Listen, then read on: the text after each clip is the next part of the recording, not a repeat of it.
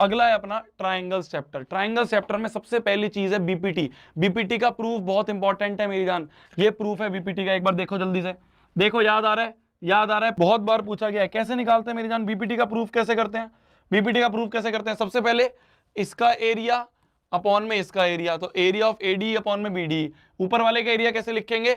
Base मान लिया मैंने एडी और हाइट हो गया ईपी, तो हाइट बेस इंटू हाइट। नीचे वाले का एरिया कैसे लिखेंगे? बेस ये और हाइट इसकी भी यही है, तो ये हो गया नीचे वाले का एरिया। ईपी से ईपी कट गया तो एडी अपॉन बीडी का एरिया एडी अपॉन बीडी आ गया। ठीक है, इसके बाद हम क्या करते थे? इसके बाद हम क्या करते थे? इसका एरिया और इसके एरिया का डिवाइड करते थे। तो इसका एरिया क्या होगा? ऊपर वाले का बेस इंटू हाइट क्या होगी? हाइट होगी ये perpendicular height D Q, base into height D Q.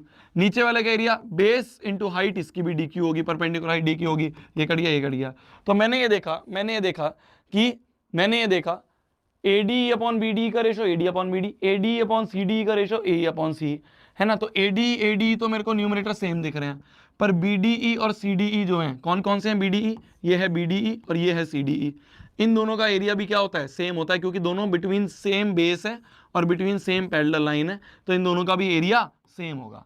तो हमारा ये डिनोमिनेटर भी सेम होगा, ये डिनोमिनेटर भी सेम होगा। अगर ये डिनोमिनेटर भी सेम है और न्यूमरेटर तो सेम दिख ही रहा है, तो ये और ये बराबर, दोनों के एलएचएस बराबर तो दोनों के आरएचएस बराबर, तो दोनों के एलएचएस बराबर तो दोनों के आरएचएस बराबर, तो एडी अपॉन बीडी बराबर ए अपॉन सी, हेंस प्रूव्ड। तो बीपीटी क्या कहता था?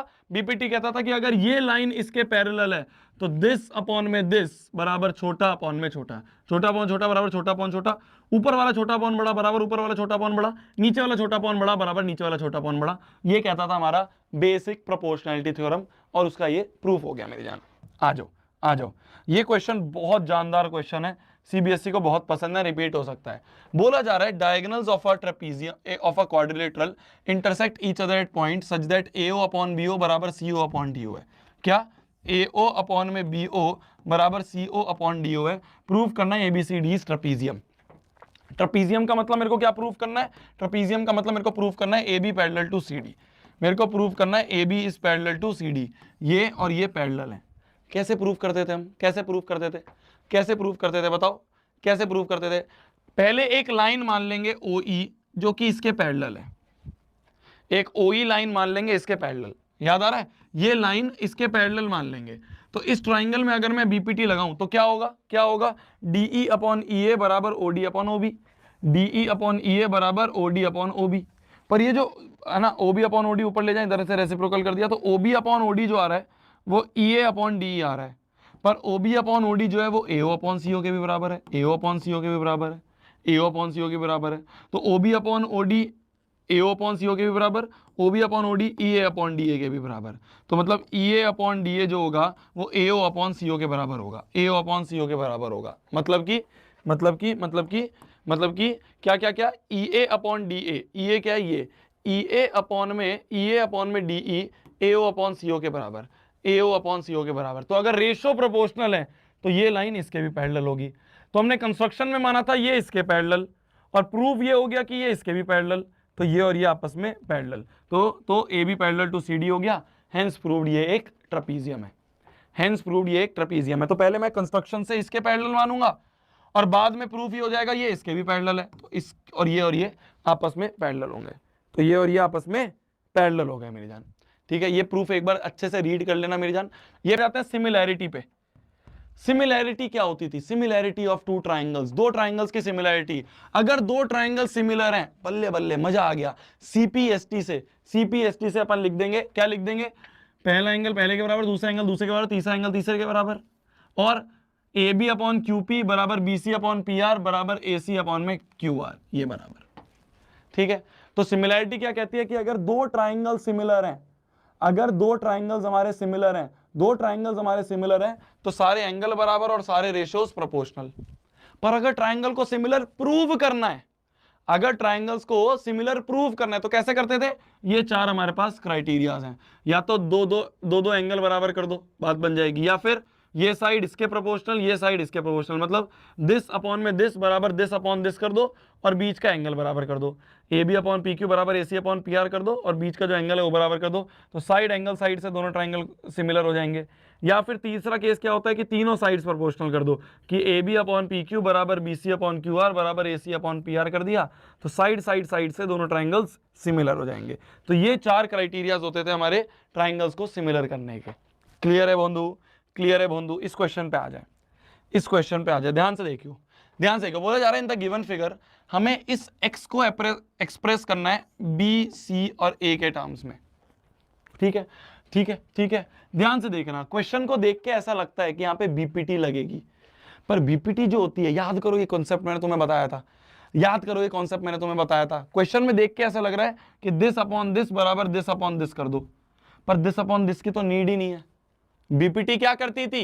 बीपीटी क्या करती थी? बीपीटी तो साइड्स का रेशो देती थी, बीपीटी तो साइड्स का रेशो देती थी कि दिस अपॉन में दिस अपॉन दिस बराबर दिस अपॉन दिस होगा, पर हमें इन दोनों का तो नीड ही नहीं है, हमें तो इसकी और इसकी नीड है। तो अगर बीपीटी नहीं लगेगी तो क्या लगेगा? सिमिलैरिटी लगेगी। कैसे सिमिलैरिटी लगेगी? दो ट्राइंगल्स को सिमिलर कर दो, इस ट्राइंगल को और इस बड़े वाले ट्राइंगल को।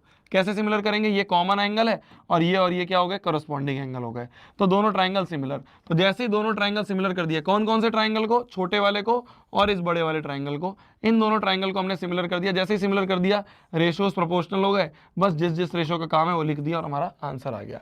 मेरे को चाहिए था R T upon R Q, R T upon में आर क्यू क्या है? बी प्लस सी बराबर एस टी अपॉन में पी ए क्यू, तो S T upon P Q, क्योंकि इन दोनों की साइड की नीड थी। तो ये वाली जो साइड्स होती हैं ये सिर्फ सिमिलैरिटी में ही मिलती हैं, ये सिर्फ सिमिलैरिटी में मिलती है, इस चीज को ध्यान रखना। मीडियन वाला सवाल, मीडियन वाला सवाल मोस्ट फेमस सवाल, मीडियन वाला सवाल मोस्ट फेमस सवाल है ना। एक बार सेव कर लें इसको जल्दी से। चलिए चलिए जी, चलिए जी, चलिए जी, चलिए जी, एक सेकंड, चलिए जी, चलिए चलिए जी, चलिए चलिए चलिए। क्वेश्चन बोल रहा है, क्वेश्चन बोल रहा है, ध्यान से देखना, ध्यान से देखना। बोला जा रहा है ए बी बी सी और मीडियन ए डी, क्या? ए बी बी सी और मीडियन ए डी जो है ये रिस्पेक्टिवली प्रोपोर्शनल है किस किस के? पी क्यू क्यू आर और मीडियन पी एम के, पी क्यू क्यू आर और मीडियन पी एम के रिस्पेक्टिवली प्रोपोर्शनल है। प्रोपोर्शनल मतलब कि A B upon P Q बराबर B C upon Q R है बराबर A D upon P M है। जैसे ही हमें मीडियन दिख जाए, मीडियन का मतलब जहां पे मीडियन गिरेगा उस साइड को बाइसेक्ट करेगा, जहां पे मीडियन गिरेगा उस साइड को बाइसेक्ट करेगा, उस साइड को बाइसेक्ट करेगा, ये होता है मीडियन। ठीक है, तो हमने क्या करा? BC upon Q are, BC को क्या लिख दिया? ये पूरा बीसी जो है इसको बीडी का ट्वाइस लिख सकता हूं, तो ट्वाइस ऑफ बीडी। पूरे क्यूआर को, इस पूरे क्यूआर को ट्वाइस ऑफ क्यूएम लिख सकता हूं, ट्वाइस ऑफ क्यूएम लिख सकता हूं। देखो 2 से 2 कट गया, तो आ गया A B upon P Q बराबर B D upon Q M बराबर A D upon P M. ध्यान से देखो क्या क्या मिल गया मेरे को मिल गया A B upon P Q बराबर B D upon Q M बराबर A D upon P M. तो इन दोनों ट्राइंगल के साइड मिल गए, तो इन दोनों ट्राइंगल के साइड मिल गए, तो दोनों ट्राइंगल क्या हो गए? दोनों ट्राइंगल सिमिलर हो गए। सिमिलर होते ही मेरे को ये और ये एंगल मैंने बराबर कर दिया सीपीएसटी से, बी और क्यू बराबर कर दिए। क्यों बराबर करे? क्योंकि ये बी और क्यू मेरे को बड़े ट्राइंगल्स को सिमिलर करने में काम आएंगे। कैसे काम आएंगे? देखो बड़े ट्राइंगल्स की बात करें तो एंगल बी बराबर एंगल क्यू ये है, और A B upon P Q बराबर B C upon Q R, ये तो गिवन ही है, ये तो गिवन ही है। तो साइड्स का रेशो और बीच वाले एंगल का बराबर हो गया, तो साइड एंगल साइड से दोनों ट्राइंगल बड़े बड़े हमारे बराबर हो गए, दोनों बड़े बड़े ट्राइंगल हमारे बराबर हो गए, दोनों ट्राइंगल हमारे बड़े बड़े बराबर हो गए। तो जब भी मीडियन वाला सवाल हो जाए तो इस बीसी को लिख दो ट्वाइस ऑफ बीडी और इस क्यूआर को लिख दो ट्वाइस ऑफ क्यूएम, तो ये दोनों छोटे छोटे ट्राइंगल सिमिलर होंगे। जैसे ही पहले दोनों छोटे छोटे सिमिलर हो जाएं तो एंगल मिल गया, ये एंगल का यूज हम बड़े वाले ट्राइंगल को सिमिलर करने में यूज कर लेंगे, तो बड़े वाला ट्राइंगल भी आपस में सिमिलर हो जाएगा।